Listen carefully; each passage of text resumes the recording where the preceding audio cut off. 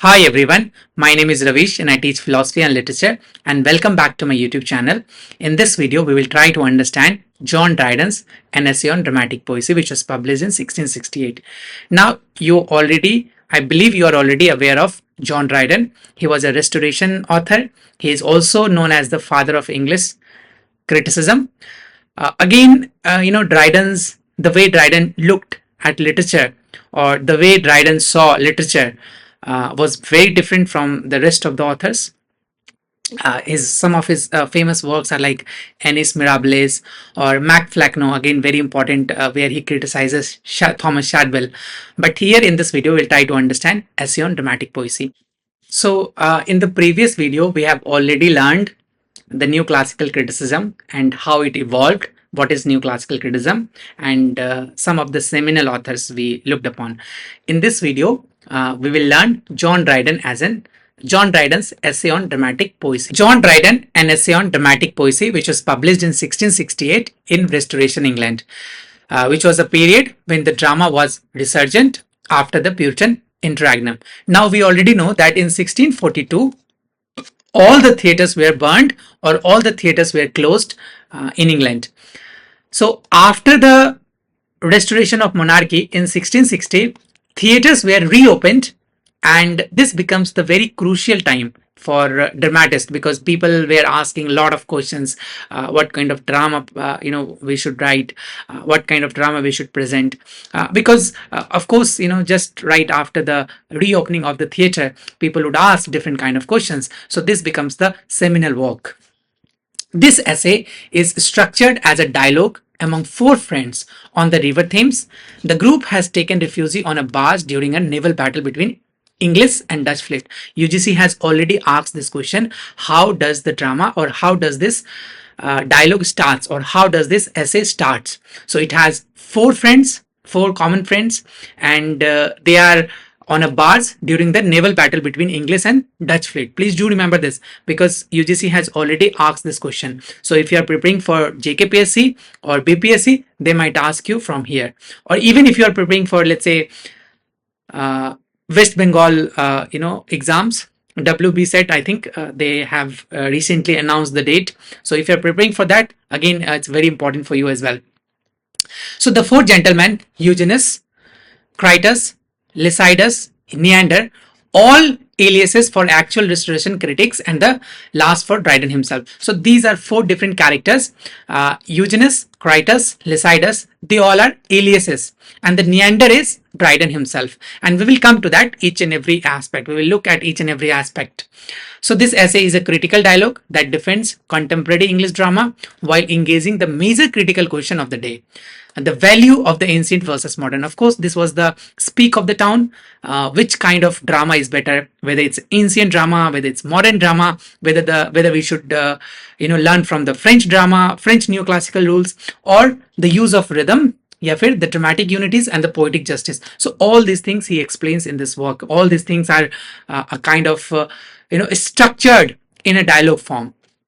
So Dryden is both here participants and moderator. So Dryden, as a Neander, he will work as a participant as well as a moderator.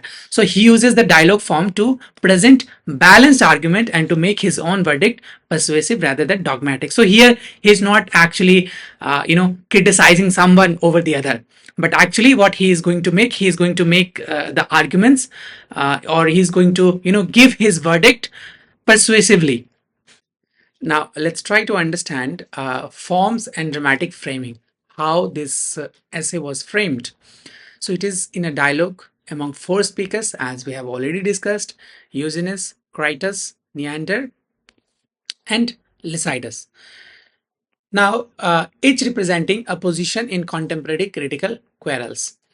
The first one is Critus, and Critus represents Sir Robert Howard. Please do remember, because UGC has already asked this question, but this question might be asked in JKPSC, BPSC, or in any other exams if you are preparing for. So Critus represents the real man, and his name was Sir Robert Howard, who is also Dryden's brother-in-law. Critus simply meaning judge or critique, someone who judges, someone who is a good critic. That implies severity, and strictness.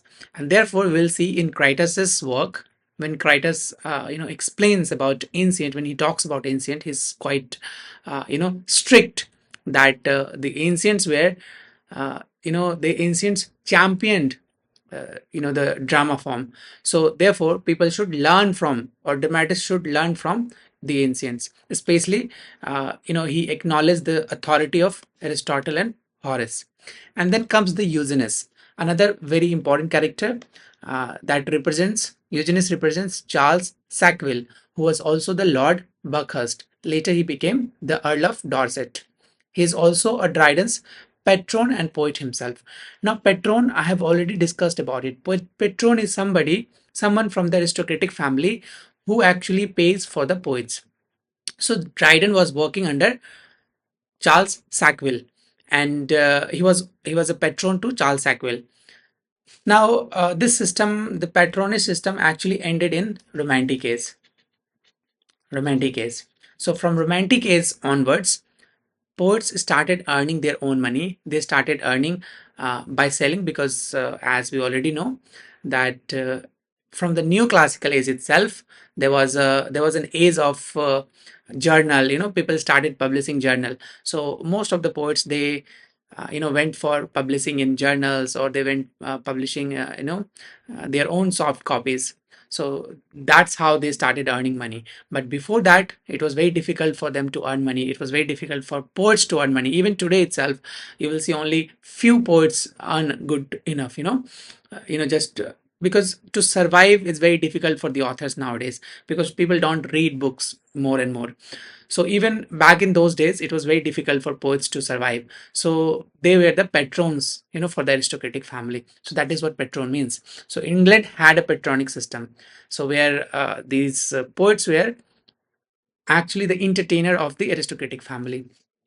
Then comes the, okay, Eugenius also means well born, which was also a kind of flattering Sackville's noble lineage. Of course, since he was a patron to Sackville, so he wanted to flatter them.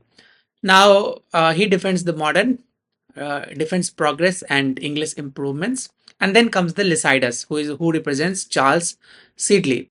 Please do remember all the names and who they represents, because this becomes a very important question, because it does not matter who the aliases are, but which alias represents which character is becomes the most important question.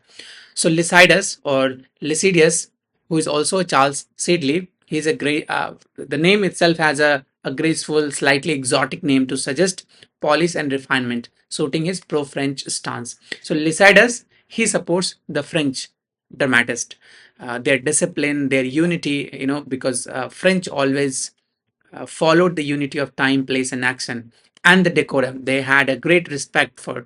If you read any French author, if you read any French dramatist, you will find that they had a great admiration for the classical ones. And then comes the Neander, who is a Dryden himself. He is in his own mouthpiece a moderator, historically and practically informed critic who ultimately defends English dramatists. So at the end of the essay, we will find that Neander himself speaks, and Neander is no one but Dryden himself. UGC has already asked this question again.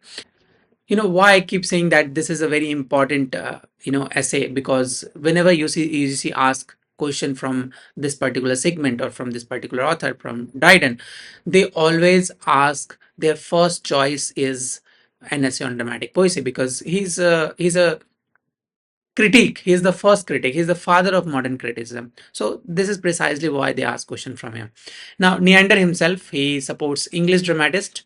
He is in support of English dramatists, especially Shakespeare, or even he supports Ben Jonson, while recognizing merits in the French system. He does not discard that the French are bad or the ancients are bad, but rather he's trying to you know he's trying to judge on the basis of their merits, not on the basis of his personal biasness. Now let's understand the core debates with and where Dryden and the Dryden's stance as well. So first debate happens between ancient versus modern. Ancient, in support of ancient, Dryden comes in. And Crichton says that the classical authors like Aristotle and Horace set unchanging standards. Greatness isn't following their models. Now, Crichton says that in a nutshell, we can say that the Crichton was defending ancients, and he believed that the classical authors they have championed the drama form. Therefore, all the modernist dramatists should follow the ancients because they had so much to give to the people because they have already championed it. So their greatness, their standard, cannot be changed. But then comes the modern, in the support of modern eugenics. Eugenics says human knowledge advances with time. Modern writers can improve on the ancients of, by learning from the history, science, and modern life. Now, eugenics makes a very strong case here, and he says that the modern has improved significantly from the ancient because they have learned from the history, they have learned from the mistakes from the past. And we have sciences, we have natural science, we have scientific way of understanding drama, and the modern way of living. So this modern author they have adopted this new scientific method, this new modern life, and therefore the moderns are much better compared to the ancients because we have learned from our past, we have learned from our great masters. Then Neander comes in, and he concedes the ancients high authority but insists on practical improvements. Now, Neander does not say that the ancients were bad. He actually says that, he's saying that, look, ancients are also good. They have the authority, they have the high authority because they were the first one, who started writing drama, and their dramas are good. But he says that there's always a room for improvements, there's always a room for practical improvements, which modern has. So rules are useful but not absolute. And he comes to this and he says that the rules are useful. Okay, we can learn from the ancients, but it is not absolute. It's not like we have to follow the ancients blindly. So he defends the modern right to correct or adopt to ancient where progress and taste justified. So he says that moderns are right, if they want to adopt the ancients, if they want to adapt the certain rules from the ancient writers, it is good. But since we are in the modern time, we need progress. We need to justify the modern taste. Therefore, the moderns are better compared to the ancient ones. Now, you see here, Dryden is mediating. He's not a blind antiquarian. He's not blindly believing that ancients are better or the moderns are better. He's actually trying to mediate. He's actually trying to judge on the basis of their merits. And next one is French rules. Uh, French versus the English freedom. So here, unity, biasness, and verisimilance will be discussed. So Lycidas, who is a supporter of French, he praises strict adherence to the three unities. Now, Lycidas, he says that three unities are very important, and all three unities are followed by the French authors, like action, time, place, unity of action, unity of time, unity of place, and decorum were maintained. So Lycidius here in support of French authors and French dramatists, and he says that all the French authors they have they have preserved the plausibility of the moral order because they have followed the classical Greece, they have followed the classical Romans, and because of that, they have maintained decorum. They have deep respect for the ancients, and they have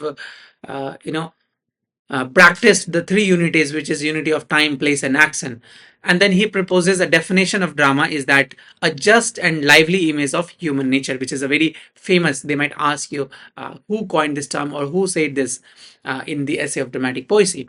And then comes the English practitioner, and then comes the Neander, who defends the English practices. And he says that English drama like Shakespeare or Johnson mixes genres, violates time place unities, and this produces variety, psychological richness, and dynamic action which can be superior if it imitates nature successfully. Now, Neander comes in and he defends the modern drama, modern English drama, and he's indifferent of Shakespeare and Johnson. He takes an example. He gives an example of Shakespeare and Johnson, and he says that they both mixes genres. So you will find tragic comedy. You won't find simple tragedy or simple comedy. You will find tragic comedy both. So they are mixing the genres. Of course, they are violating time place unity, but this produces variety in drama. This gives the psychological richness, this gives the depth in drama, and it which is also dynamic, and it is superior because it imitates nature successfully. So the more you imitate nature, the better we become, the better a dramatist become. And then at the end we find the Dryden's verdict. He says the unity of action is important. Of course it is important. Time and place can be relaxed if probability or credibility and the audience's pleasure are served. So eventually he says at the end of the day, drama is for the pleasure purposes. Drama is for the audience's pleasure. So if it gives the pleasure to the audience, then it can always be skipped. It can always be relaxed. The unity of time, place, and action, we can always skip this part. So he says he admires the French technical discipline but values English vitality and wider imitations of human nature. So he accepts that the French are doing good. He accepts the discipline and the values that French has for ancients, but he says that since English has this wider imitation of human nature, therefore English has more credibility compared to the French. Now the conversation, or rather debate, moves from ancient versus modern versus French versus English to rhyming versus blank verse or prose verse. Which one is better? The drama should be written in rhyming couplet, heroic couplet, or whether it should be written in blank verse or in prose verse. Which one is better? Which signifies more aestheticity? So French were in favor of heroic couplet. They believed that it dignifies and it regularizes drama. It is important for a drama to use heroic couplet as the ancient were using or as the French were using. But in English tradition, we have always seen that majority of the author, they use blank verses and prose verses. Especially if you read Shakespeare, he uses blank verse for variety and natural speech. I will give you one example. If you read any of the Shakespeare's tragedy, then you will find that kings and queens, they always use heroic couplet, or Shakespeare always use, or rather Shakespeare always uses heroic couplet to showcase their well-bred and well-educated lineage. So it signifies noble lineages. So it dignifies and it regularizes. But in the same drama, the blank verse or the prose, it was reserved for the full or the minor character that showcases everyday conversation or the mundaneness of life. Now Dryden as a Neander, he comes in and he defends rhyme in heroic place. He says he agrees that okay, rhyming heroic couplet is important. Heroic couplet is very important in heroic place. It can add dignity and it can add closure. But he also recognizes that that the choice of the form must serve the subject, that is decorum and appropriateness are the central. So eventually at the end of the day, it depends on the author, it depends on the dramatist, how they want to play with the verses, how they want to play with the heroic couplet or the prose form or the blank verse. It depends on the characters. The way I gave you an example, Shakespeare always uses heroic couplet for noble lineage, and he uses blank verses or prose for minor characters, which gives a decorum. Now comes the poetic justice. Now the debate moves from the poetic justice, moral order, and probability. So there was this one writer, his name was Thomas Rhymer. So Thomas Rhymer, he was very strict person and he was a very strict neoclassicist. So the debate over whether drama must have always show virtue rewarded and vice punished versus drama that reflects the mixed outcome of life. So just to understand this, Thomas Rhymer, he was a new classical critic, and he coined the term poetic justice. Do remember this. They might ask you who coined the term poetic justice and what does poetic justice mean. So this poetic justice, which is a kind of let's say outcome of a literary work, that should reflect the moral standing and moral standing of the characters. So for instance, virtuous character characters must represent or must be rewarded, or the wicked character must be or should be punished. This is what poetic justice means. At the end of the story, in the end of the at the end of the story, at the end of the drama, the virtuous character should be rewarded and the wicked character should be punished. This is what poetic justice means. This should be followed by all the dramatists according to Reimer's strict moralism. This is what poetic justice or poetic morality means for him. But Dryden says no, it's not always the case. So Dryden, he leans toward the practical judgment, moral effect, audience's response, and the plausibility matters more than blind adherence to the formula of justice. So he says it's not important because it all depends on the audiences, or it all depends on the what the audiences needs, or the desires. है ना? Now, Neander praises Shakespeare, and this is the single most remarkable passage in this particular essay, where he says about Shakespeare that he was the man who, of all modern and perhaps ancient poets, had the largest and most comprehensive soul. So, UGC has already asked this question. Maybe in your exam it might come. Who coined the term, or who said that Shakespeare has the largest and most comprehensive soul? The right answer is Dryden. Or they can also ask for whom this statement is written for. So it was for Shakespeare. So Dryden praises Shakespeare's scope and comprehensiveness because, of course, if you read Shakespeare even in modern time, even in 21st century, you will feel connected because he was very grounded towards nature.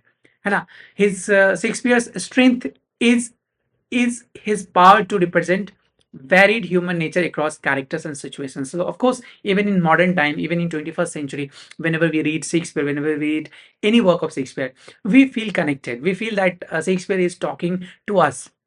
He's talking directly to us because all these all these natural, or let's say all these universal emotions, or all these universal feelings is quite common in Shakespeare. And then Neander admits that Shakespeare's fault, of course, there is a fault in Shakespeare as well, because there is a looseness of plot in Shakespeare, because all his plots are quite easy, occasional lack of decorum. Sometimes he, does not follow the decorum, but insist that the truth to nature and the emotional power overweight from formal irregularities. So he says we can forget about it because the truth of nature is beautifully presented in Shakespeare's work. Therefore, we can sometimes neglect all these, faults in Shakespeare. And then this passage is cornerstone in the long tradition that places Shakespeare as the exemplar of natural imitation. Positional, later critic, even Dr. Johnson, that will in Dr. Johnson's work will be echoed. Some of the important passages. Now let's quickly look at what we have studied so far. So in the first passage we have studied Critus on the ancient. Critus talks about the ancient authors, ancient dramatists. So he argues that the classical rules are founded on long experiences. The ancients discovered principles by practicing, therefore deserves primacy. So for him, ancient deserves primacy because they were the first one, who invented the drama form, and they have mastered the drama form. They have championed the drama form. But Dryden allows the weight of the traditional, but shows Critus' position is venerable when taken rigidly. Applications and context matter for him. And in the next passage, we have learned Eugenics on the modern improvement. Eugenics discusses about the modern improvements, how the modern author have improved themselves. So Eugenics shows how modern learning and historical knowledge allow contemporary artists to surpass ancient practices. And here Dryden comes in as a Neander, and he anticipates that later Enlightenment confidence in progress. Dryden accepts modern gains in learning, but not as a wholesale denial of classical achievement. So he does not simply deny the classical or the ancients, but rather he is trying to, mix both of them. He says ancients are good. Of course, we can, we can trust the ancients, we can follow the ancients, but we cannot follow blindly, because there's always a room of improvement. And then Lycidas on French, or Lycidius on French art. Lycidius praises French clarity.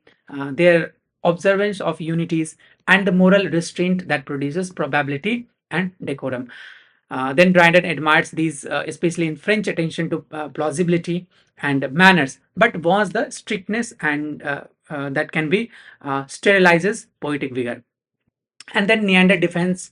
At the end of the play, we find in the fourth passage, Neander is defending the English dramatist. Neander synthesizes everything. He understood. He listens everything, and then he says that rules are instrument, not shackle. Nature is the ultimate test, and Shakespeare's life, like portrayal, vindicates devotion from the rigid rules. So here he clearly mentions that the Shakespeare was right, to break away from the traditional, because his works actually signifies more unity of nature, or it more imitates nature.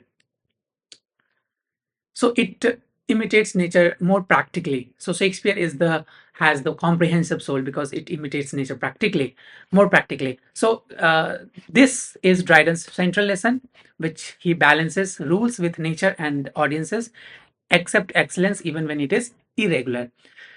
Now, in the method and the significance of Dryden's critical work, the method was dialectical. He stages competing views, allowing readers to see the strength and the limits of each. This makes the judgment persuasive and pedagogical. There was a practical criticism because Dryden is empiricist. Empiricist simply means someone who learns from their experiences. This is the philosophy of empiricism, where it was believed that the mind is like a tabula rasa, like a blank slate, and the more we experiences in our life, the better, the more we learn. So the learning comes from our experiences. So Dryden is empiricist in taste. He appeals to experience, audience response, and effectiveness of art, mere abstract dogma. Now, of course, it has a legacy because essay on dramatic poesy is a foundational restoration or early Enlightenment statement of moderate classicism, respect for ancient models, plus openness to national and modern strength. Now, these two are very important quotations. One we have already discussed. Shakespeare was the man who, of all modern and perhaps ancient poets, had the largest and most comprehensive soul. And the Neander, after ruling attitude, he says, rules are useful guides, but nature and audience responses are the final test. Of course, because it is the at the end of the drama, it is about the audiences, because audience is someone who is going to watch the drama, and it depends on the audience's taste, what kind of drama he or audiences wants to watch or listen. As you already know, that Shakespeare is the most dominant dramatist of the British Renaissance. Also because he understood human soul. He understood what audiences desires, what audience wants to see, and he could imitate nature more perfectly than anyone else. And precisely because of that, Shakespeare has most comprehensive soul. So this is what this is what we have in essay on dramatic poesy: how drama evolves, what drama means, what drama signifies, or which drama is better, how drama evolves. So this is a kind of comprehensive criticism, comprehensive judgment on the evolution of drama. And precisely because of that, he became, one of the major figure, one of the major critique of the neoclassical age. Therefore, we call him the father of new criticism. I hope you found this lecture useful. If you did, then please do like, share, and subscribe.